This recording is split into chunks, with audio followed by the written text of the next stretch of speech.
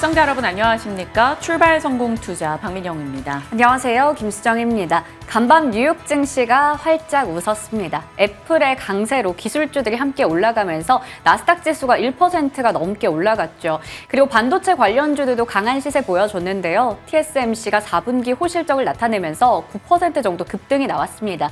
필라델피아 반도체 지수의 강세로까지 이어졌는데 오늘 국내 증시에 이게 훈풍으로 잘 이어질 수 있을지 궁금합니다.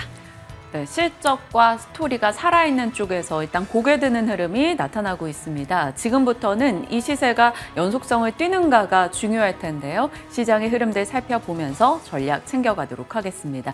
자, 어제장 일단 장이 좀 숨고르는 모습이 나타났죠. 열어보겠습니다. 하락을 멈췄다라는 것만으로도 안도가 조금 되는 어제였습니다. 코스피, 코스닥 모두 상승했고요. 상승폭으로 본다면 코스피는 그리 크진 않았어요. 0.17% 오름권이었습니다. 코스닥은 0.8% 상승이었죠. 코스닥 쪽에서는 아무래도 2차 전지 일부 종목들이 힘을 낸 점 상승에 강한 힘을 보태줬습니다. 특히나 엔캠 도드라지네요. YTD 기준으로 그러니까 올해 62%나 올라서고 있는 엔캠이고요. 에코프로 BM 그리고 WCP 분리막 쪽도 괜찮은 시세가 나기도 했습니다. 지속적으로 해외 우려 집단에 대한 규제에 대한 반사 이익, 전액 분리막 쪽의 시세가 좀 더 연말부터 강한 흐름을 보여주고 있고요. 엔캠은 좀 더 특별하게 강세 흐름을 나타내네요. 그리고 HLB도 올라가면서 코스닥 쪽은 이들 종목 덕분에 상승했다라고 봐도 무방하겠습니다. 자, 어제 외국인의 매도는 지속됐습니다. 그럼에도 불구하고 낙폭 과대 인식이 있었는데요. 그러면서 저가 매수가 유입되며 시장에 힘을 실어줬죠. 일단 중국 증시가 변동을 겪다가 장 막판에 반등하는 흐름을 보여줬습니다. 그와 함께 우리 장도 조금의 힘을 내줬는데요. 중국의 매크로 데이터가 앞으로 어떻게 나오는가가 시장의 또 하나의 중요한 변수가 될 것 같습니다. 철강이나 화학 쪽에서도 어제 일부 반등 흐름을 보여줬죠. 코스피가 어제 나름 괜찮은 흐름을 보이다가 점심 먹고 돌아서서 1시경부터 해서 상승분을 쫙 줄이더니 하락 전환하는 흐름이 있었습니다. 이때 어떤 소식이 나왔을까요? 지정학 리스크가 고조되는 뉴스가 있었죠. 이란이 파키스탄을 치고 그리고 파키스탄이 어제 이란에게 보복했다라는 뉴스 등이 전달됐습니다. 그러면서 방산주들도 일부 시세를 냈죠. 이런 지정학적 리스크 고조로 인해서 상품 스폭을 반납했다가 다시금 상승으로 방향을 틀게 해준 것은 TSMC였습니다. TSMC 실적 이슈가 있었죠. 양호한 실적, 예상을 상회하는 실적을 내놓으면서 반도체 쪽에 힘을 실어줬습니다. 어제 골드만삭스에서 SK 하이닉스 목표가를 상향 조정한 것 등의 이슈와 맞물리면서 반도체가 힘을 냈고요. 특히나 SK 하이닉스가 4% 가까이 뛰었다라는 점이 코스피 상승에 아마 한 몫을 톡톡히 했을 겁니다. 자, 장중 고점 부근에서 마무리하려던 찰나 금융투자에서 매도 물량을 내놓으면서 종가가 고가가 되는 것을 방해한 느낌은 있었습니다. 자, 어제도 전해드렸죠. 과한 하락은 반등 재료라고요. 다만 언제 반등이 나오는지에 대해서는 지켜봐야겠다 했는데 일단 어제는 하락을 멈춘 것에 의의를 두겠습니다. 지금부터는 연속성을 띠느냐 혹은 단기적 흐름으로 끝나느냐가 중요한 관전 포인트겠죠. 우리가 기다려볼 뉴스 등은 여러 가지가 있습니다. 일단 미국 쪽에서는 매크로가 안정되는지, 대표적으로 미국의 국채금리가 어떤지, 경제지표, 그리고 연준 인사들의 발언이 요즘 자꾸 금리 인하 기대를 꺾어놓기 때문에 이들 발언이 어떻게 나오는가가 중요할 겁니다. 다만 이제 다음 주부터는 블랙아웃에 들어갑니다. 그래서 연준 인사들의 발언이 없다는 게 차라리 도움되나 싶기도 하고요. 이제 중국에서는 경제 데이터나 정책이 어떻게 나오는가일 겁니다. 다음 주에 LPR 금리 인하에 대한 기대감이 일부 있는데 그에 앞서서 MLF 금리를 동결시켜버리면서 그 기대를 살짝 꺾어놨습니다. 그래도 만에 하나 저쪽에서 유동성 정책이 나오게 된다면 혹은 다른 부양 정책이 나오게 되는지 여부 지켜봐야 될 것 같습니다. 춘절과 양회 등의 일정이 있기 때문에 일단 중국에 대해서는 1분기 계속 봐야 될 것 같고요. 한국에서는 정말 징글징글한 외국인과 기관의 수급 매도 쪽에서 진정되는지 살펴봐야 되고요. 어닝 서프라이즈가 나와서 시장의 실적 기대를 다시금 살려줄지 여부가 중요합니다. 삼성전자, LG 엔솔로 인해 실적 기대가 쫙 꺾였는데 그래도 어제 TSMC 덕분에 실적 기대감이 올라갔죠. SK 하이닉스에 대한 실적 추정도 올라가고 있는 상황이기 때문에 실적에 힘 실어줄 만한 내용이 나올지 기다려봐야겠죠. 미국, 중국, 한국 분야에서 어떤 소식이 나올지 레이더를 세워놓고 저희도 체크해 나가겠습니다. 일단 어제장은 나쁘지 않았습니다. 모처럼 여기저기 옹기박산이 되더라고요. 올라간 쪽들 취합을 해봤습니다. 가장 돋보였던 것은 AI 쪽이었죠. 정부 정책에 맞서지 말라는 게 이런 건가 봐요. 새해가 시작되다 보니까 정책에 대한 모멘텀이 시장에 굉장히 강하게 반영되고 있습니다. 최근에 대표적인 예가 바로 우주항공, 저출산, AI, 로봇 등이 되겠죠. 어제는 과기정통부 측에서 AI 플래그십 프로젝트를 통한 AI 서비스 전문화, 일상화 추진하겠다라면서 5개 분야에 어떻게 한다. 이런 내용이 나왔죠. 이것과 함께 GPT 스토어의 국내 기업의 입점에 대한 여러 이슈들이 등장했고 갤럭시 S24, 온디바이스 AI, 결국 AI를 자극하는 뉴스 등이 나왔습니다. 그래서 AI 소프트웨어나 혹은 클라우드, 온디바이스 AI, 반도체 쪽 종목들 흐름이 괜찮았고요. 전력기기 쪽도 해외 수주에 대한 기대감 여전하다라는 점, 미국 한파 충격에 수혜를 볼 거다라는 점이 부각이 됐습니다. 화장품도 업황 개선에 대한 기대, 낙폭 과대 인식이 나왔고요. 웹툰도 나훈랩 인기, 문체부 산업 전망이 긍정적이었다는 소식이 있었고 방산 쪽은 앞서 말씀드렸고요. 비료, 사료 일부 종목들, OLED, 또 재택근무 관련한 종목들이 강세 흐름을 보였습니다. 큰 섹터도 힘을 내줬고 밑에 단의 테마주들도 같이 가는 모습이 나왔던 어제였습니다. 하지만 뭐니 해도 시세적으로 가장 돋보였던 것은 소프트웨어구나라는 생각이 들었어요. 빠질 때는 조금 덜 빠지고 오를 때는 강하게 가주는 게 바로 주도주인데 어제는 소프트웨어가 주도주로서의 면모를 좀 보여준 느낌이었습니다. 앞서 말씀드린 대로 GTP 스토어 이슈와 갤럭시 S24 모멘텀을 받았고요. 그러면서 AI 소프트웨어 쪽이 굉장히 강하게 치고 나갔습니다. 거기다가 KB증권에서 삼성전자 갤럭시 스마트폰 판매량이 8년 만에 최대치를 기록할 것이다. 기존의 이 전망은 저희도 같이 전해드렸던 바가 있죠. 결국 엣지 디바이스 수요를 AI 탑재로 인해서 끌어올릴 수 있다라는 겁니다. 시장의 스토리가 이렇게 모인다라는 거죠. 그러면 AI가 탑재되려면 그것이 가동되려면 스펙이 당연히 올라갈 수밖에 없습니다. 그 안에 들어가는 IT 부품이나 외장, 내장 여러 가지요. 그러다 보니까 스펙 업그레이드에 대한 기대감, 반도체 수요 자극에 대한 기대감이 어제 등장했던 거고요. AI, HBM, IP, 디자인하우스, MLCC, 카메라 부품, AI 소프트웨어, 그리고 전통 반도체 종목까지 어제 전반의 강세 흐름이 나타났던 겁니다. AI 소프트웨어 뉴스가 끊이지 않고 있는데 들려오는 소식, 아빠가 옵니다. AI 쪽의 아버지라고 불리는 샘 얼트먼이 이제 다음 주에 한국에 방한할 거다 이런 뉴스가 나왔죠. 물론 단독 뉴스라서 주의는 필요합니다. 그 전에도 코딩이나 교육, 헬스케어 쪽에서 챗GPT가 유용하게 쓰일 거다라는 샘 얼트만의 인터뷰도 있었고요. 국내 소프트웨어 업체죠. 이스트소프트가 110개국의 언어 AI 휴먼을 공개한다라는 뉴스 등 AI 소프트웨어를 자극할 만한 뉴스가 많았지만 결국 어제 AI 소프트웨어 장 마감 이후까지 관심을 이어가게 했던 것은 샘 알트먼의 방한이었습니다. 작년 6월에도 한국에 왔었죠. 그런데 6월에 온다라는 기사가 나왔던 4월경에 당일 그 뉴스가 나오자마자 이렇게 종목들이 상승하기도 했었는데요. 오늘도 그 시세를 좀 받아갈 수 있을지 궁금합니다.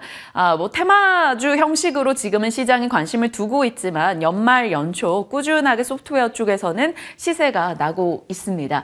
계속 말씀드리고 있는 거죠. 나만의 AI가 생긴다라는 것은 그 안을 채워나갈 소프트웨어에 대한 관심이 늘어날 수밖에 없고 과거 모든 이제 IT 기기가 성장해 나가는 과정에서 결국 소프트웨어로 인해서 대중화가 있었다라는 거였습니다. 처음에는 AI 학습, GPU, HBM 이것을 자극했던 챗GPT, 그 다음은 추론, 온디바이스 AI, CXL, 칩넷 뭐 여러 가지 쪽으로 분야가 확산됐고요. 지금은 소프트웨어까지 돌고 있죠. 이것은 결국 선순환일 겁니다. 소프트웨어가 발전하면 그것을 가동하기 위해서 또다시 메모리 쪽에 스펙이 올라가야 되고 비메모리 스펙이 따라가야 되고 결국 반도체나 AI 생태계가 서로 순환을 보이고 있다는 점을 계속 말씀드리고 있습니다.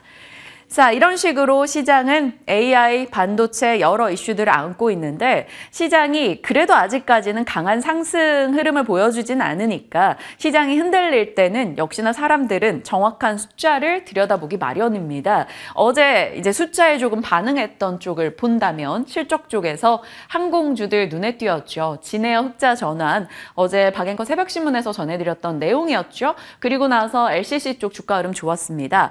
1, 2월까지 여행 쪽에 수요가 굉장히 강하기 때문에 이쪽 실적 좋아질 거다라는 기대가 등장을 하는 거고요. 그리고 전력 쪽에서도 가운전선 실적이 괜찮았고 HD 현대일렉트릭 실적이 좋을 거야 뭐 이런 뉴스 등이 나오면서 올라갔죠. TSMC도 예상 상회 실적에 반도체를 좀 충전해주는 느낌이 있었습니다. 반대로 실적이 좀 부진할 거야 라는 전망이 나오면서 빠진 쪽 카카오페이나 롯데칠성 등입니다. 그러니까 실적 이슈가 숫자가 조금은 더 부각되고 있는 장이다. 이렇게 체크 가능하겠습니다.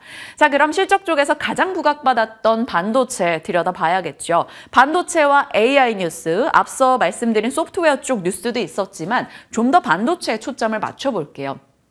TSMC가 반도체의 봄을 눈앞에 그려준 듯한 느낌이었습니다. 매출과 영업이익률 보시면 가이던스 상단 혹은 그것을 상회하는 흐름이 있었고요. 중요한 것은 1분기 매출 가이던스도 가이던스 컨센을 훨씬 웃도는 모습 나타냈습니다.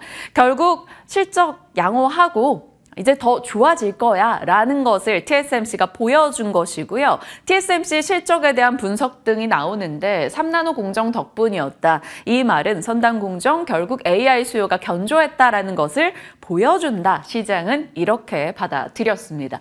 어제 코덱스 반도체, 솔 반도체 소부장 모두 다 올라갔고요. 그만큼 반도체단의 종목들이 좋았다라는 걸 알 수 있습니다. TSMC가 AI 수요로 올해 20% 매출 증가가 예상된다라는 보도 등도 뒤이어 나오고 있습니다. TSMC AI 수요가 견조하다. 결국 또 한동안 쉬었던 HBM을 자극할 수 있지 않을까 싶습니다. TSMC의 디자인 하우스인 에이직 랜드도 관심권역에 들어갈 수 있을 거고요. 전통 HBM 종목들도 시장에서는 한 번 더 들여다볼 수 있지 않을까 싶습니다. 어제 반도체 쪽 뉴스가 타이밍이 정말 착착 잘 맞은 느낌이었어요. TSMC 실적도 괜찮았던 가운데 어제 장 전에 아침에 골드만삭스가 SK 하이닉스 목표가를 올려 잡았죠. 실적 추정도 올렸습니다. 삼성전자로 인해 실적 기대가 살짝 나빠졌는데 SK 하이닉스가 일단 소방수 역할을 해주는 느낌이죠. 어제 4% 정도 올랐습니다. 그리고 한미 반도체가 좋은 타이밍에 나이스 실적을 내놨습니다. 매출과 이익이 모두 예상을 상회하면서 어제 7% 정도 올라갔죠. 그리고 유진투자증권에서 올해 글로벌 HBM 수요가 12억 기가바이트, 지난해보다 3배 이상이 될 수 있다라고 얘기한 점도 소식이 들려왔네요. 그러면 오랜만에 꺼내보는 HBM 관련해서 공정 종목들 이렇게 분류 가능할 텐데요. 한미반도체, 이오테크닉스, 프로텍, 레이저셀 이런 식의 종목들 한번 들여다봐야 될지 잠시 후에 전략 챙겨보겠습니다. 자, 이렇게 반도체와 AI 쪽 뉴스가 많았고 그것이 시장을 자극했는데 그것은 한국뿐만이 아니었습니다. 미국도 마찬가지였네요. TSMC 덕분에 반도체 종목들이 강세 나타냈고요. 거기에 그동안 고개 숙이고 있던 애플이 고개를 들었습니다. 그 덕에 3대 지수 모두 다 올랐는데 도드라지는 나스닥 1% 이상의 상승도 확인되고 있죠. 일단 신규 실업수당 청구 건수는 16개월 만에 최저를 기록했습니다. 실업수당 청구가 줄었다라는 것은 고용이 강하다라는 것일 거고요. 거기에 애틀랜타 라파엘 보스틱 총재도 3분기 전에 인하 힘들다라는 얘기를 했습니다. 이 두 가지 뉴스는 금리를 올릴 만한 뉴스이죠. 그래서 시장의 불안을 자극할 수 있으나 시장은 이날 만큼은 여기에 눌리지 않은 듯한 느낌이었습니다. 3대 지수 모두 올라섰죠. 금리 인하 전망이 지금 재조명 받고 있는데 너무 기대를 당겼었다라는 것에 꽤 많은 목소리가 모이고 있죠. 연준 인사들을 중심으로. 3월 페드워치 금리 인하 가능성이 90% 넘어가던 게 이제는 56%까지 내려왔습니다. 그럼에도 불구하고 어느덧 그 부분을 받아들였고요. 시장은 그래 올해 금리 인하 안 한다는 건 아니잖아. 좀 늦게 한다라는 거지. 여기에 익숙해지고 있는 느낌입니다. 좀 받아들이고 나니까 시장이 좀 편안해지네요. 물론 여기서 계속 연속을 뛸지는 지켜봐야겠죠. 자, 애플 반가웠습니다. 3% 이상 뛰었어요. 뱅크 오브 아메리카가 힘을 실어줬네요. 25% 상승 여력 있다라며 목표가를 올렸고요.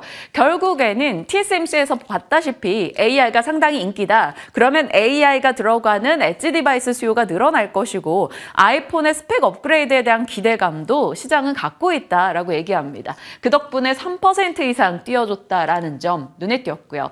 엔비디아, AMD, 인텔, 마이크론 전반의 반도체주가 강세였는데 최근에 시세적 측면으로 가장 돋보이는 건 AMD 같습니다. 어제 급등이 있었고 오늘 마감도 1.5% 상승으로 끝이 났어요.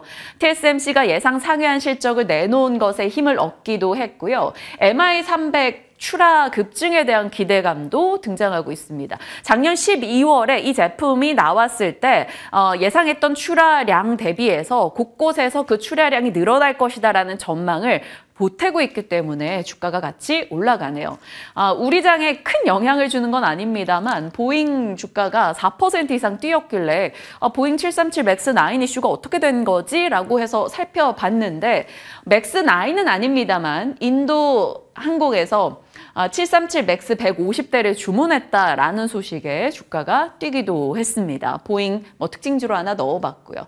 테슬라는 또 빠졌습니다. 테슬라뿐만 아니라 전기차 종목들이 오늘 거의 다 밀려났는데 눈에 띄는 의견이 하나 있어요. JP모건에서 테슬라의 최대 리스크는 일론 머스크다라고 얘기했는데요. 의결권 25% 원한다라고 한 그것의 후폭풍이 계속되고 있습니다. 계속해서 테슬라가 노이즈를 만들고 있다는 것이 투자자들을 불안하게 만들고 테슬라가 다른 사업에 대한 관심을 높게 두고 있다는 것이 테슬라에 대한 일론 머스크가 다른 사업에 관심을 높게 두는 것이 테슬라에 대한 집중도를 떨어뜨리는 걸 너무 쉽게 보여주고 있다는 것에 불안감을 언급하기도 했습니다. 어느 정도 많은 분들이 공감하기도 하겠지만 일단 테슬라의 시세적 측면에서는 굉장히 마음 아픈 오늘입니다. 반도체는 흐름이 좋았다라고 말씀드렸죠. 계속해서 AI 쪽 이슈가 나오기 때문입니다. 마이크로소프트 실적이 좋아질 거야 혹은 AI GPT 스토어가 잘 될 거야 라는 얘기는 결국 그런 반도체가 필요해 라는 겁니다. 그래서 빅테크 업체들, 반도체, 그것이 또 애플, 엣지 디바이스까지도 다 자극하는 흐름이 나타났고요. 반도체 종목들 전반적으로 좋았죠. 테슬라는 빠지는 모습이 있었습니다. 앞서 헤드라인에 이제 휴메나 측에서 실적 가이던스 낮췄다라는 쪽이 있었는데요. 이제 전반적으로 건강 헬스케어 보험 쪽 종목들이 좀 좋지 못했다라는 점도 하나의 특징으로 꼽겠습니다. 자, 계속해서 반도체, AI 쪽 얘기가 나오는데 저도 계속해서 말씀드리는 건 반도체, AI 이런 것들이 돌아가려면 엄청난 전력이 필요하다라는 겁니다. 반도체와 AI를 돌리기 위해서 거론되는 것들, 어제도 원전과 송배전에 대한 얘기를 살짝 전해드렸었는데요.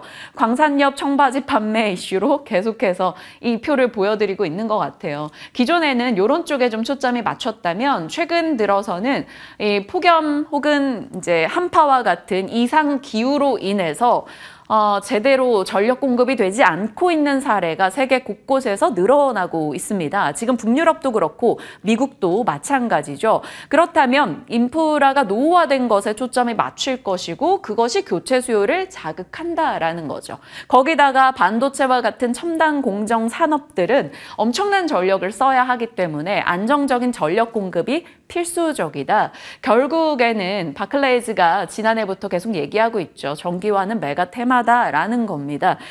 물론 국내 종목들이 잘 가다가 좀 쉬기도 했었는데 이쪽으로에 대한 시선을 지금 너무 빨리 거두는 게 아니냐라는 시각 등도 나오고 있어서 종목 점검이 좀 필요해 보입니다.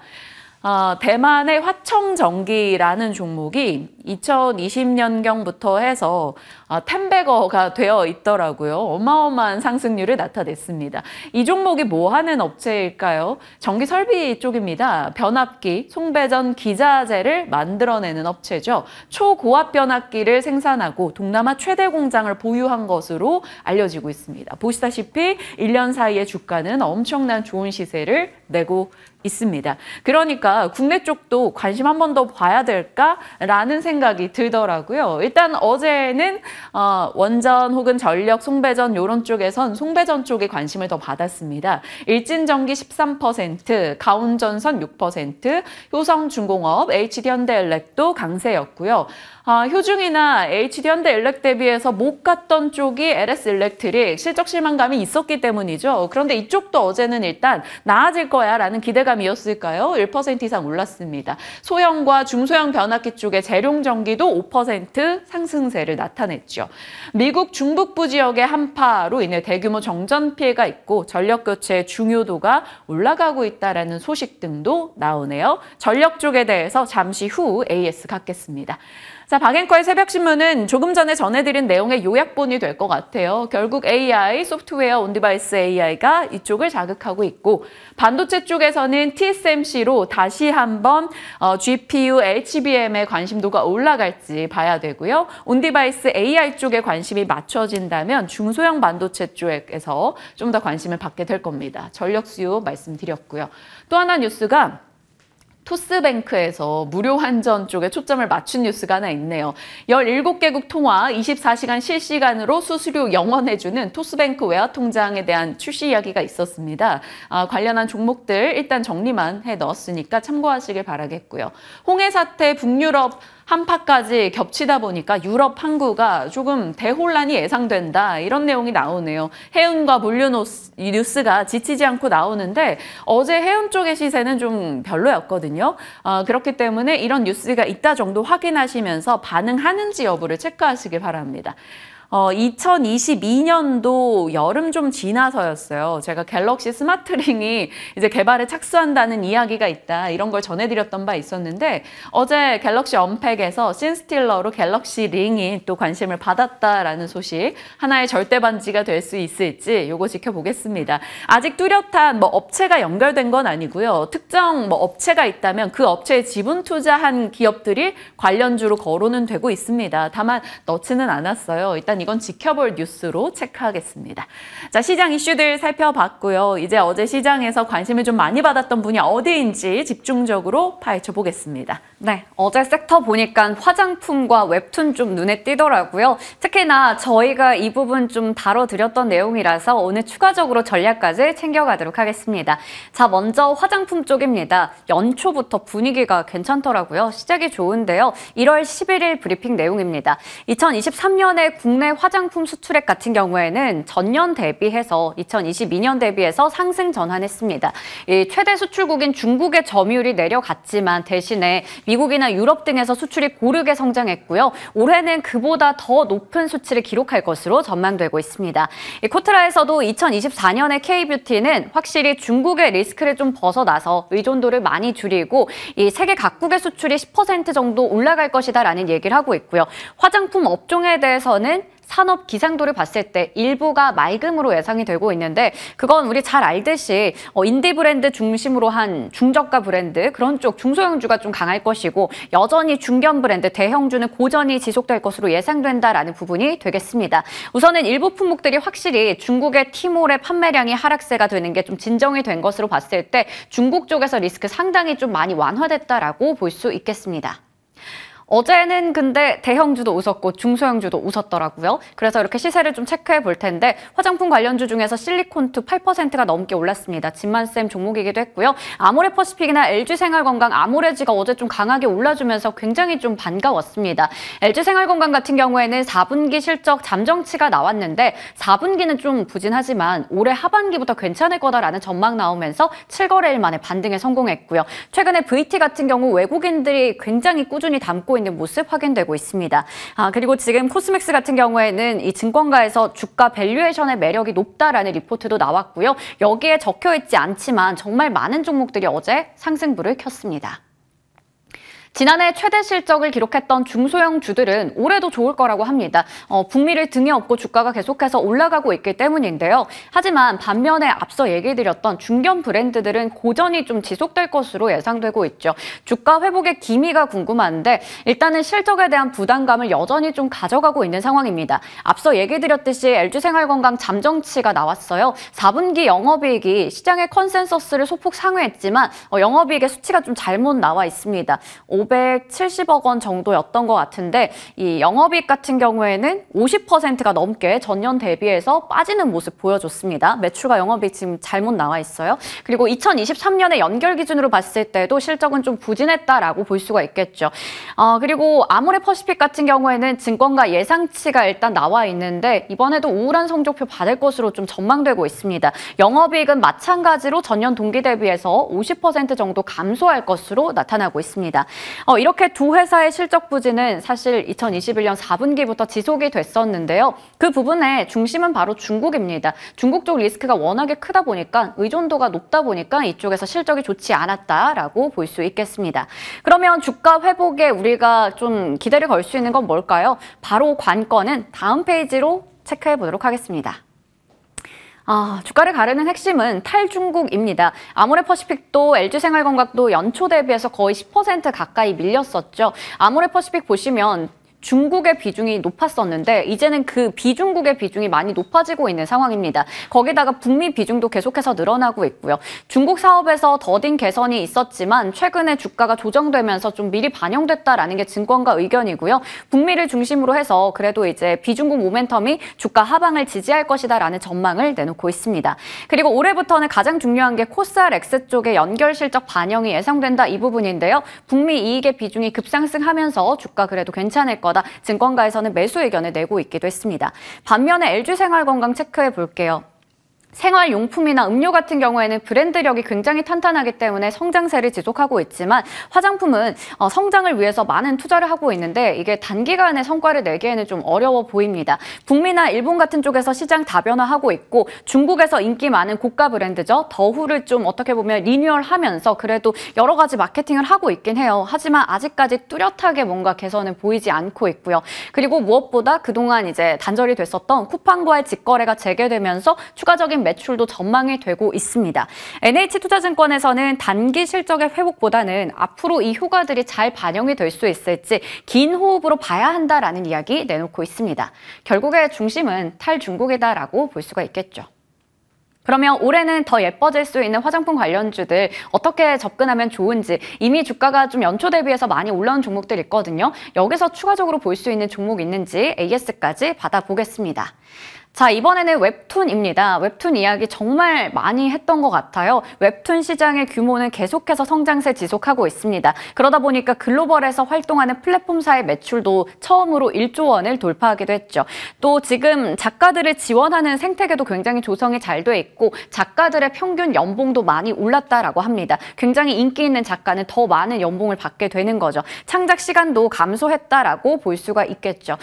웹툰 같은 경우에는 사실 잘 되려면 여러 가지 IP를 가지고 많은 쪽에서 좀 활용을 해야 합니다. 그걸 우리가 OSMU, 이렇게 원소스 멀티 유즈라고 하는데 웹툰 하나를 가지고 드라마부터 영화, 애니, 게임까지 다양하게 제작을 하는 걸 우리는 많이 볼 수가 있습니다. K 웹툰의 주가는 올해 들어서 정말 많이 올랐어요. DNC 미디어 대표적으로 43%나 올라갔고요. 핑거스토리, MBT 등등의 종목들도 다 두 자릿수 강세 보였는데 이게 계속 잘 가는 이유는 우선은 뭐 여러 가지 이슈들 있겠지만 네이버 웹툰이 올해 중으로 미국에 상장할 수 있다라는 기대감도 여전히 작용하고 있기 때문입니다. 그리고 이제 개별적으로 좀 보겠습니다. 바로 DNC 미디어의 대표 IP가 될 텐데요. 나 혼자만 레벨업, 이게 애니가 한국과 일본에 동시로 공개가 됐죠. 전 세계로 봤을 때 누적 조회수가 143억 회를 기록했다고 하는데요. 넷플릭스, 티빙, 왓챠 등을 통해서 공개되면서 인기를 끌고 있고요. 이건 일본에서 만들었지만 한국의 웹소설을 원작으로 한 애니 시리즈입니다. 지금 2개 에피소드밖에 나오지 않았는데 벌써 선풍적인 인기 끌고 있고요. 오는 21일에는 3회가 반영이 된다라고 합니다. 이 인기가 굉장히 상상 이상인 걸 확인할 수 있는 게 바로 이건데요. 북미 최대 애니메이션 스트리밍 플랫폼인 크런치롤에서 첫 회를 공개하고 나서 서비스가 잠깐 마비가 됐다고 합니다. 이용자가 급증했기 때문인데요. 그동안 크런치롤을 마비시켰던 작품들을 생각해보면 원피스나 진격의 거인이나 이러한 이제 애니들이 있는데 우리가 잘 알고 있는 애니들이죠. 거의 지금 이번에 나 혼자만 레벨업의 성과가 얼마나 대단한지 알 수 있는 대목이 되겠습니다. 그리고 지금은 영어나 스페인어 같은 자막 서비스 하고 있는데 향후에는 더빙 등을 통해서 여러 가지 이제 시청자들 유입하겠다라는 포부도 밝히고 있고요. 올해 상반기 중에는 넷마블을 통해서 게임도 나올 예정이라고 하니까 DNC 미디어의 주가 앞으로도 좀 기대해봐도 괜찮을지 궁금해집니다. 이렇게 웹툰의 인기는 영상화된 콘텐츠의 인기로 또 이어질 수 있고요. 그러다 보면 또 원작의 수요도 증가할 수 있고 이게 왔다 갔다 선순환이 계속해서 반복될 수 있는 구조입니다. 네이버 웹툰도 올해 영상화되는 게 30건 이상으로 확대가 된다고 하죠. 최근에 또 내 남결이라고 하는 내 남편과 결혼해줘라는 드라마 굉장히 핫한 걸로 알고 있는데 이런 부분들이 흥행하면 실제로 이 거래액이나 웹툰 조회수가 굉장히 많이 늘어납니다. 그리고 특히 이런 웹툰들이 동남아 쪽에서 인기가 많기 때문에 태국에서는 더 높은 수치를 기록하고 있는 것을 확인할 수 있습니다. 이외에도 지금 공개 앞둔 쪽이 많고요. 카카오 엔터도 3년 동안 영상화 판권만 150여 건을 판매했다라고 합니다. 특히 무빙 공개되고 나서는 디즈니 플러스 주간 앱 사용 시간이 직전 대비해서 2배나 늘어났었다고 하고요. 지금 공개됐던 쪽도 있고 앞으로 또 공개 앞둔 이 콘텐츠 굉장히 많기 때문에 웹툰 쪽은 기대해볼 요소들 풍부한 것 같습니다. 자, 웹툰 관련주까지 잠시 후에 질문 드려보겠고요. 오늘 가나 안 가나 하나 준비를 해봤는데요. K뱅크가 2022년 1월에 IPO를 결정하고 나서 코스피 상장 예비 심사를 신청을 했습니다. 9월에는 이제 이걸 통과를 하고 나서 상장을 준비했었는데 그때 당시에 워낙에 이 IPO 시장이 얼어붙어 있었어요. 그러다 보니까 상장을 하지 않았습니다. 상장 철회를 했죠, 사실상.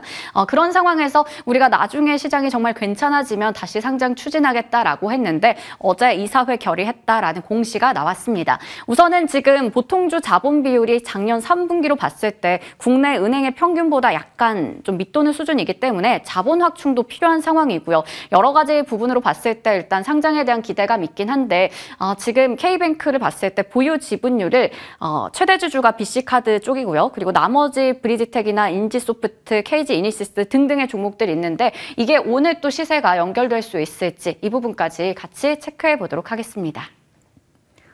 도대체 이 32분 사이에 몇 가지 뉴스가 담기는 걸까요? 그만큼 여러분이 이제 개장 전에 알아두시면 좋을 것 같은 뉴스들, 내용들 다 정리해서 전해드렸습니다. 이에 대한 전략 저희와 함께 챙겨가시길 바랍니다. 지금부터 함께 하시죠.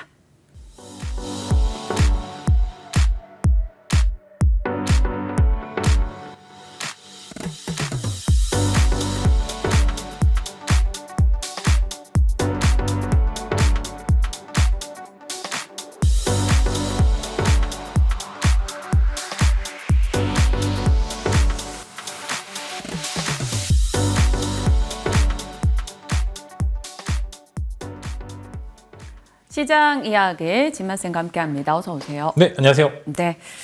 어느 정도 시장에 대해서 관심을 두고 도망치지 말자. 그리고 반도체에 대해서는 모아가자라고 의견을 주셨던 것들이 다 잘 진행되고 있고요. 엔캠도 어제도 용감하게 상승 여력이 더 있다라고 얘기해 주셨었는데 또 좋은 시세를 보여줬단 말이죠.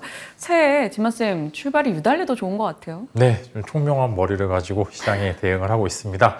어제 시장 보시면 아시겠지만 이제 이제 기대만큼의 기술적 반등은 없었다라고 좀 이야기를 드릴 수 있을 거고, 장중에 이제 지정학적 리스크들이 막 나오게 되면서 뭐 전쟁은 한국이 하는 것 같습니다. 이제 뭐 관련된 이슈들이 나오게 되면서 방산주들이 중간에 올라가고 지수가 또 이제 음전해서 와 진짜 또 여기서 이렇게 무너지면 진짜 위험한 구간까지 진입이 할 것 같다라고 생각을 했었는데, 다행히도 이제 뭐 여러 가지 TSMC 실적 발표 이후에 반도체 쪽에 순풍이 불게 되면서 그래도 어느 정도 적정 수준의 반등은 나왔던 것 같습니다. 그래서 지금 현재 상황은 이제 말씀을 드리면은 이제 종목별 공매도가 안 되다 보니까 외국인들이 선물 매도를 계속하게 되면서 지수는 사실상 엄청나게 안 좋은 건 사실입니다만, 그 하루하루의 이제 지수의 이제 빨강색과 파랑색은 아니지만 특성 자체는 좀 명확하다라고 좀 말씀을 드리면서, 어제 같은 경우에 장초에 제가 말씀드렸다시피 지수가 반등이 나왔으면 2차 전지가 반도체보다 조금 더 단기 상승 여력은 많이 남아있다라고 말씀드렸었는데, 에고프로 BM이나 여러 가지 기타 업종들도 이제 나쁘지 않은 흐름을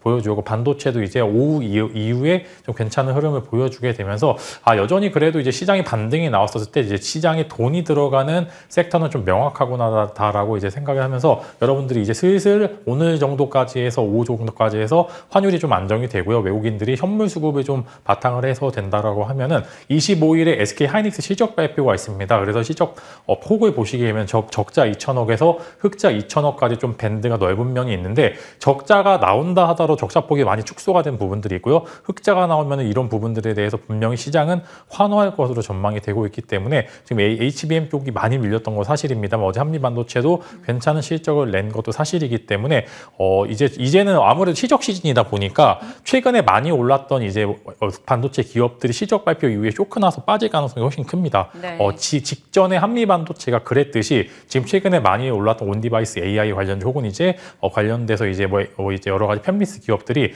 당연히 실적이 안 좋을 수밖에 없습니다. 그런데 실적 발표를 얼마나 잘 버티느냐 여부에 따라서 그 다음 분기에 훨씬 더 주가 상승력이 탄력적으로 나타낼 것으로 전망이 되지만, 그럼에도 안 좋다라고 이제 이야기가 나오게 된다라고 하면은 한 번 정도 꺾였다가 올라갈 수 있을 가능성이 훨씬 더 크기 때문에, 하이닉스 실적 발표 전에는 HBM 쪽에 실적 좀 셀 수 있을 만한 그런 기업들 위주의 컨택이 필요하다라고 말씀을 드리겠고요. 실적 발표 이후에 단기적으로 이제 관련해서 뭐 제주반도체나 여러 가지 최근에 많이 올랐던 기업들은 한 번 정도 빠질 가능성이 훨씬 더 큽니다. 그때를 노리시게 되면 또 다음 분기에 또 괜찮은 뭐 2월, 3월 정도까지 해서 또 괜찮은 이제 한 달이 되지 않을까 싶습니다. 네, 그러면 지금은 이제 어제도 말씀 주신 대로 HBM 쪽 중심으로 보자라고 말씀 주신 거고, 기존에 잘 갔었던 중소형 다른 반도체 종목들은 좀 흔들림을 보일 때 진입하자라고 의견을 주신 겁니다. 그러면 HBM에서 괜찮은 종목 지금 딱 꼽아본다면? 지금 현재 상황에서는 다 당연히 이제 한미반도체와 이수페타시스가 조금 더 나은데, 한미반도체가 자사주 매입을 다시 이제 200억 정도 진행이 되고 있기 때문에 네.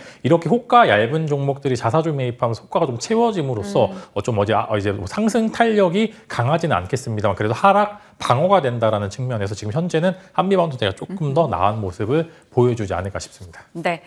그리고 AI 소프트웨어 쪽도 코멘트 듣고 싶어요. 이제 샘 알트먼 방한에 대한 기대감이 등장을 했단 말이죠.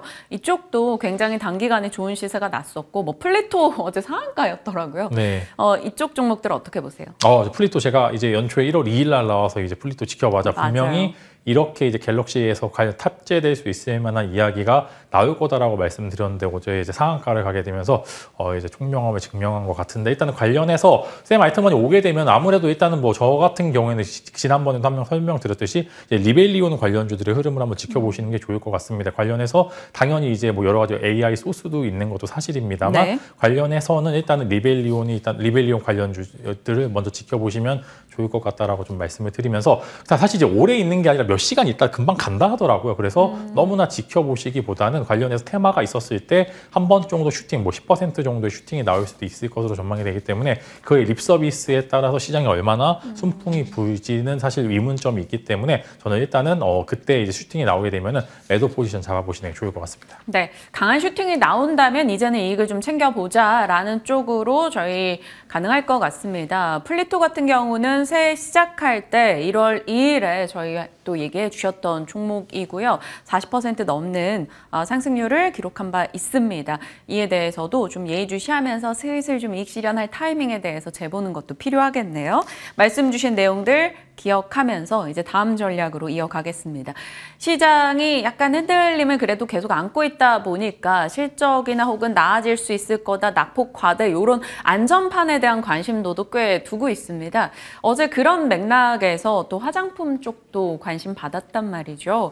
대형주들의 시세가 꽤 좋았는데 이쪽은 어떠세요? 일단 대형주 이제 LG생활건강 이제 아모레그룹 주들 보시게 되면은 어제 생각보다 반등이 좀 세게 나오는 건 사실인데 너무나 많이 밀렸다가 잠깐 이제 고개를 들었던 부분들이지 사실 이제 이것을 기대를 하고 수익을 보고 계신 분들은 거의 없을 거라고 좀 생각이 됩니다. 그래서 만약에 오늘 정도까지 해서 추가적인 시세가 나와서 수익이 전환이 된다라고 하면 저는 일단 매도 포지션 잡아보시는 게 좋을 것 같은 게 중국이 정말 심상치가 않은 것 같습니다. 이제 경기 부양에 대해서 이제는 손을 놓고 있는 이제 그런 모습들을 보여주고 있고 이제 금리도 이제 인하 기대를 하고 있다가 결국에는 이제 금리를 동결하게 되면서 관련돼서 이제 중국 주식 항생 쪽도 그렇고 전반적으로 안 좋은 부분들이 있기 때문에 중국 향이 좀 강합니다. 이게 사실 뗄래야 뗄 수가 없는 게 LG생활건강이나 아모레그룹 주들 같은 경우에는 중국 향을 결과론적으로 뗄 수가 없는 상황이기 때문에 주가 상승력은 굉장히 제한적으로 좀 될 거라고 좀 생각이 되고요. 이제 미들급에서는 이제 중남미 시장 공략이 굉장히 잘 되고 있는 것 같습니다. 그래서 새로운 시장을 개척하고 중국은 더하기 알파 정도로 지금 하고 있는 여러 가지 기업들이 많이 존재를 하고 있습니다. 그래서 그런 기업들은 여전히 어느 정도 외형적인 성장까지 같이 가져갈 수 있다. 이렇게 말씀을 드리면서 제가 요즘 말씀 많이 드리는 기업 중에 하나인데 실리콘2 먼저 보시면 좋을 것 같고요. 그다음에 이제 중간급에서는 또 이제 클리오나 VT 같은 종목들 있죠.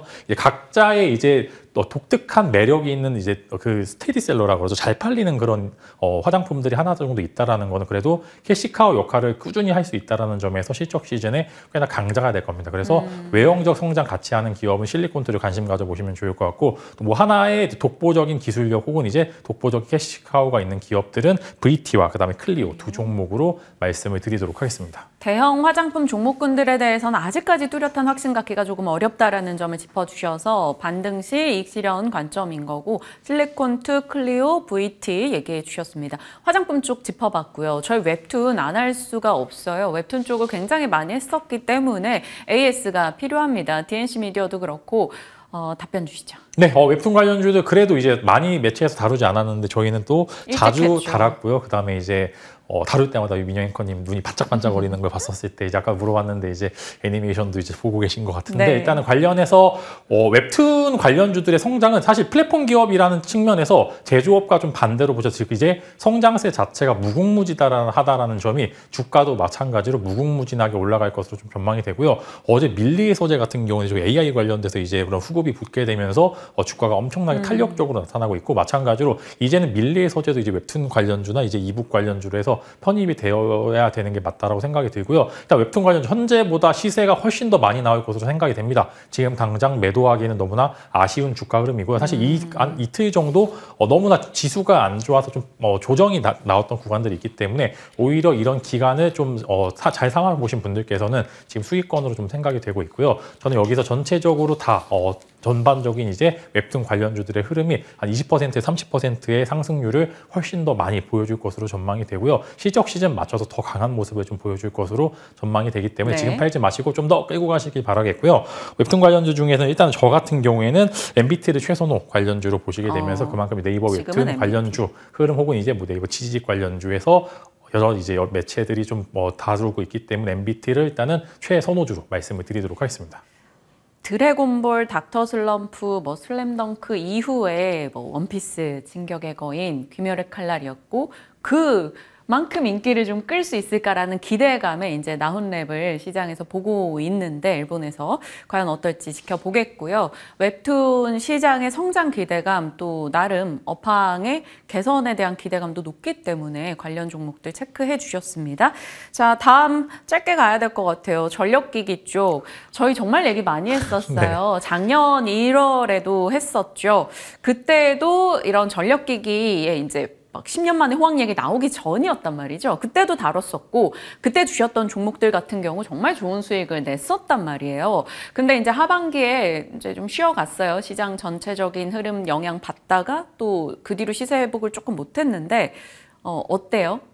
지금 괜찮은 자리에 있는 기업들이 굉장히 많은 것 같습니다. 뭐 HD, 뭐 현대일렉트릭이나 제가 말씀드린 것처럼 대형 변압기 시장은 여전히 호황이고요. 중소형 변압기는 사실 은근히 이제 팔아서 남는 게 없다 하더라고요. 그래서 관련해서는 이제 대형 변압기, 뭐 효성중공업이나 이제 LX 일렉트릭 같은 뭐 전선주나 이제 관련해서 좀 대형주 위주의 어떤 컨택이 여전히 필요하다라고 말씀을 드리면서 지금 뭐 주가가 많이 올랐다라고 하는 건 사실입니다만 여전히 지금 주가에서 조금 더 20%의 밸류업은 가능한 상황이기 때문에 지금 이제 팔기에는 좀 아쉬운 것 같습니다. 그래서 LX 일렉트릭 같은 경우에는 저점 매수가 가능하고 뭐 이제 현대 일렉트릭 같은 경우에는 상대적으로 조금 더 이제 상승룸이 많이 남아있기 때문에 입맛 따라서 이제 저점 매수나 내가 돌파 매수냐 따라서 이제 컨택을 해보시는 게 좋을 것 같다라고 말씀을 드리겠습니다. 네. 자, 그리고 진만스픽 열어보겠습니다. 저출산 다음 정책은 무엇인가? 이민청 신설 관련주가 있을까요? 네, 일단 관련해서 이제 총선이 앞에 두고 있기 때문에 뭐 이제 선심성 여러 가지 정책들도 많이 나오고 있고요. 관련해서 이제 최근 같은 경우에는 저출산 관련주들의 흐름이 많이 나왔던 것 같은데 이제 그 이후에 또 뭐 최근에 이제 이민청 관련된 이제 기사들이 많이 나오게 되면서 한 번 정도 이제 또 추가적인 시세가 나올 것으로 전망이 되고 있기 때문에 두 종목 이제 오픈롤과 엑스페릭스 두 종목을 말씀을 드리면서 이제 이민청 정책 관련주로서 한번 보시는 게 좋을 것 같다라고 말씀을 드리면서 단기 트레이딩 전략 제시 드리도록 하겠습니다. 이민정책 관련한 종목, 단기 트레이딩 전략으로 얘기를 해주신 거니까 참고하시길 바랍니다. 시장 섹터 종목 이야기 진만쌤과 다뤄봤습니다. 고맙습니다.